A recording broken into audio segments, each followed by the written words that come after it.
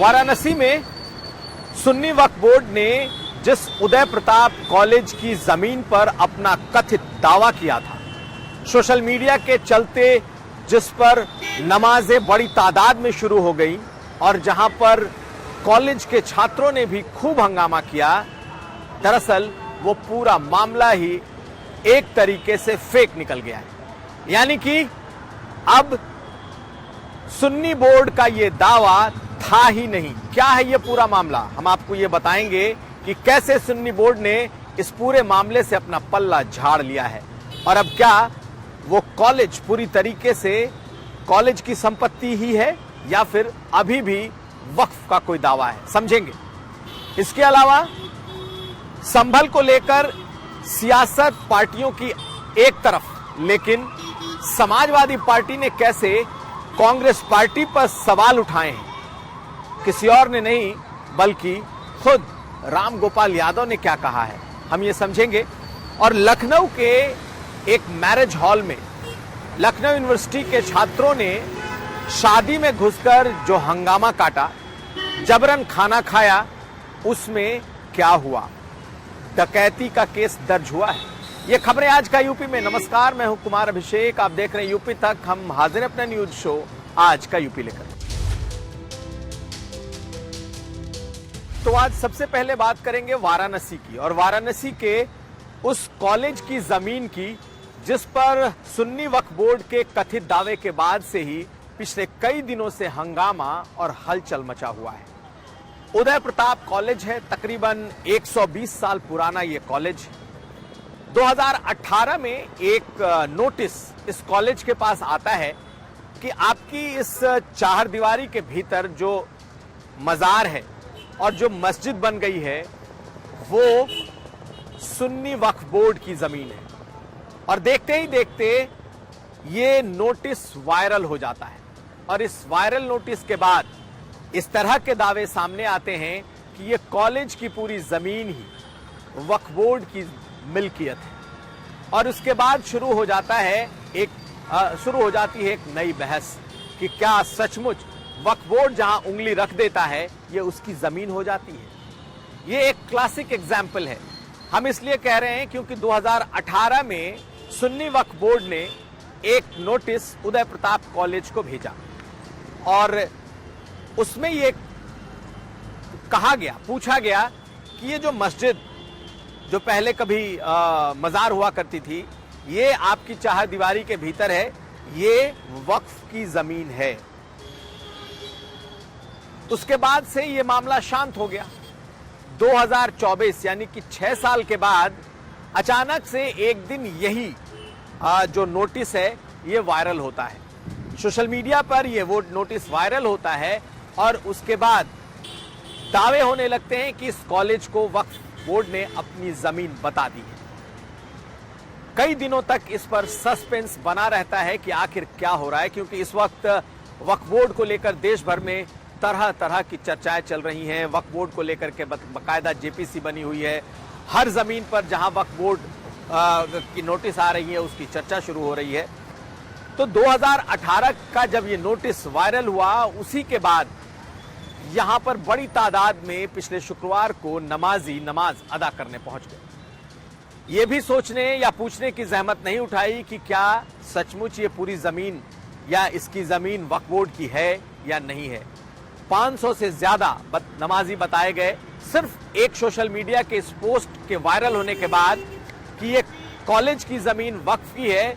कथित तौर पर जैसे ही वायरल हुआ, पहले ही शुक्रवार को इतने नमाजी पहुंच गए कि उसके बाद से यहां हंगामा मचना शुरू हो गया।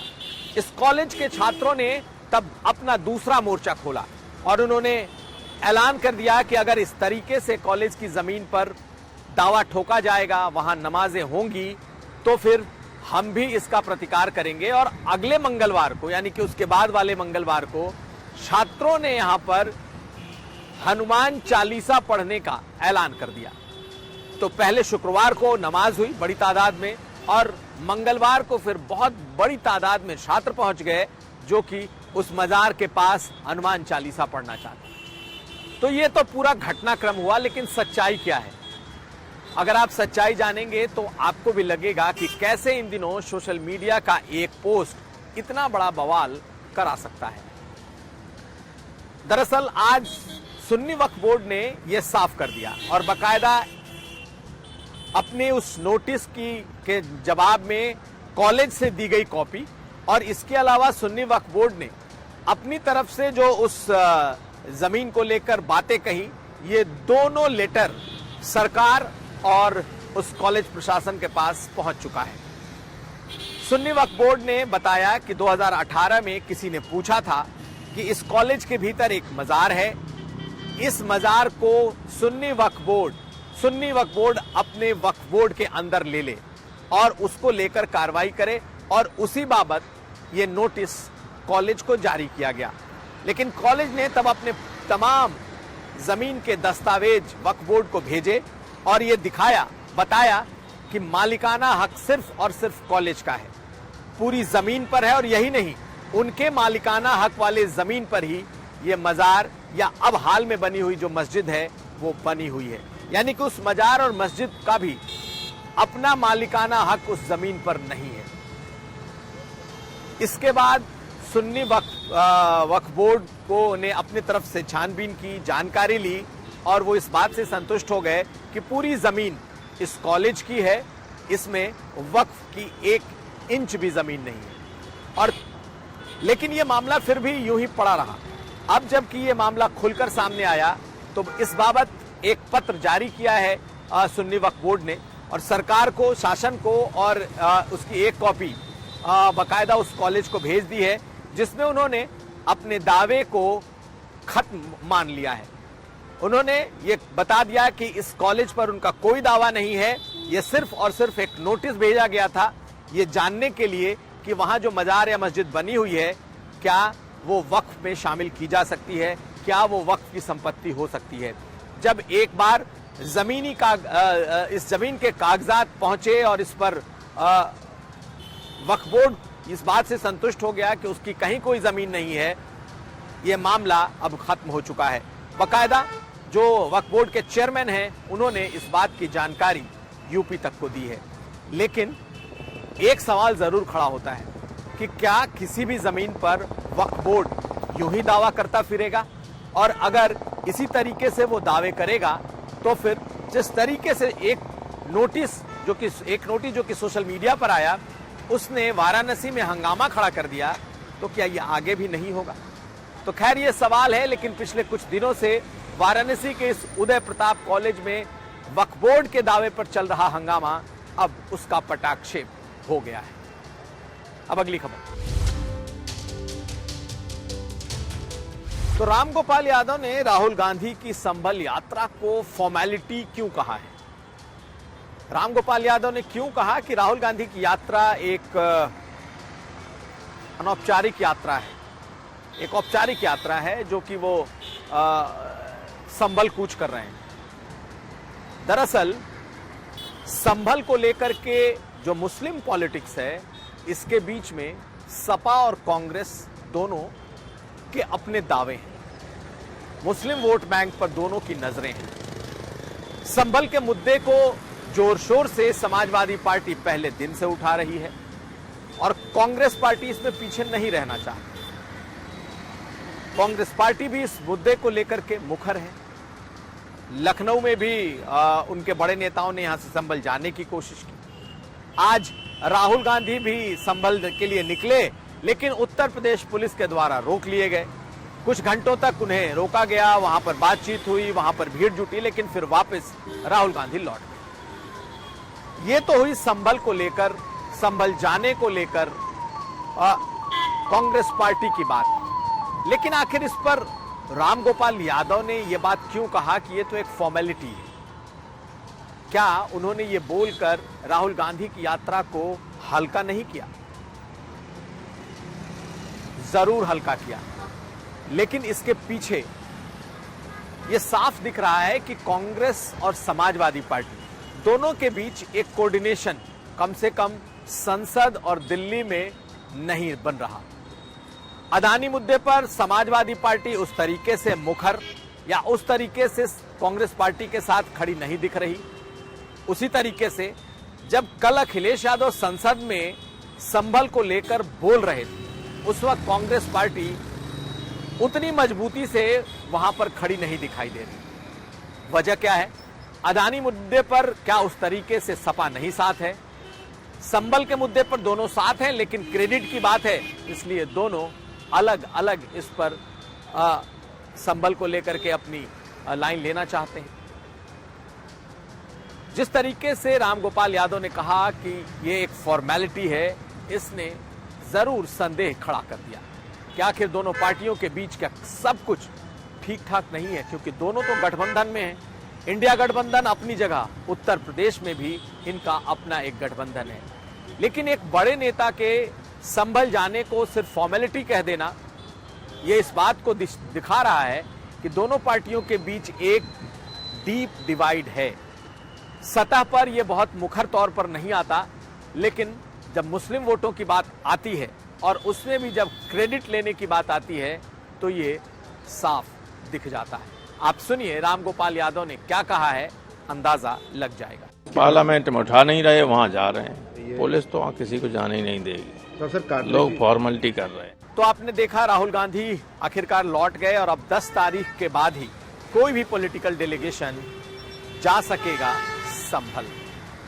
वहां दूसरी तरफ अब संभल में पाकिस्तानी कारतूस मिलने के बाद से ही एक नए तरीके से इस पूरे मामले को देखा जा रहा है। समाजवादी पार्टी कह रही है इसमें भी प्रशासन की साजिश है। वहीं अब इस पूरे मामले में पाकिस्तान का एक नया एंगल आया है, जिसके बाद अब कितने लोग खुल करके सामने आते हैं यह भी देखना होगा। अब अगली खबर।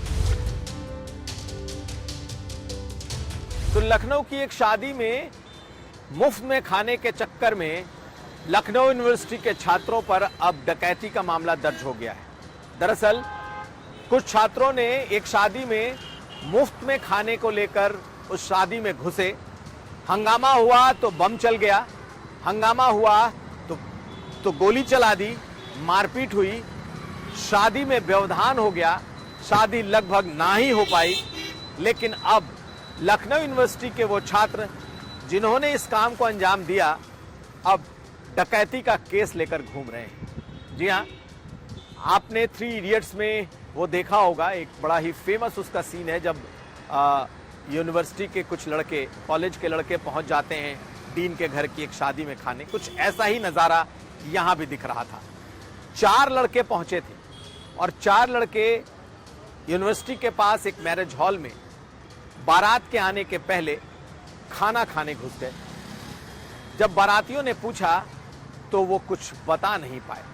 जब शक हुआ और ये तय हो गया कि ये चारों पास के लखनऊ यूनिवर्सिटी के एक हॉस्टल के लड़के हैं, तो उनके साथ बारातियों ने फिर तरीके से पूछताछ कर डाली। एक लड़के को रोक लिया गया और 3 लड़के को जाने दिया। आरोप ये लगा कि एक लड़के के साथ मारपीट की गई। जब ये तीनों लड़के वापस हॉस्टल गए, उसके बाद लड़कों का एक पूरा झुंड उस बारात पर टूट पड़ा। दरअसल जिस वक्त बारात दरवाजे पर पहुंची थी, उसी वक्त भीतर मैरिज हॉल में खाने का कार्यक्रम शुरू हो गया था और तभी यह हंगामा हो गया। शादी तो पूरी तरीके से लगभग तहस नहस हो गई। किसी भी तरीके से लड़की वालों ने शादी को किया, लेकिन बाराती मेहमान सभी चले गए। और इसके बाद यह हंगामा इतना हुआ क्योंकि सोशल मीडिया पर इसकी तस्वीरें खूब वायरल हुई। सिर्फ मारपीट ही नहीं, बल्कि जो बम चले, लड़कों ने हॉस्टल से निकलकर जिस तरीके से बारात पर हमला किया, ये सबने देख लिया। यानी कि मुफ्तखोरी और उसके ऊपर सीनाजोरी। अब जब पूरी जांच होनी शुरू हुई तो जिस तरीके से इसमें एफआईआर दर्ज हुई और जिस तरीके से इन लड़कों ने वहां पर बारातियों के साथ मारपीट की, बम चलाए और जबरन खाने की कोशिश की, इसके बाद इन पर लूट का मुकदमा दर्ज किया गया है। यानी कि डकैती का भी मुकदमा दर्ज हुआ है, क्योंकि इस शादी में बहुत कुछ ऐसा हुआ जो कि आंखों के पीछे हुआ। तो अब वो छात्र जो मुफ्तखोरी के चक्कर में सिर्फ शादी में खाने पहुंच गए थे, अब उनके ऊपर लूट और डकैती का मामला दर्ज हो गया है। तो तो ये अपने आप में एक अनूठा मामला है। अब देखना है कि क्या ये बच्चे, ये लड़के जो हॉस्टल के थे, उन्होंने जोश में ये काम तो कर दिया, लेकिन क्या उनका करियर बच पाएगा? तो ये था आज का यूपी। हम कल फिर हाजिर होंगे। आप हमें दीजिए इजाजत और देखते रहिए यूपी तक।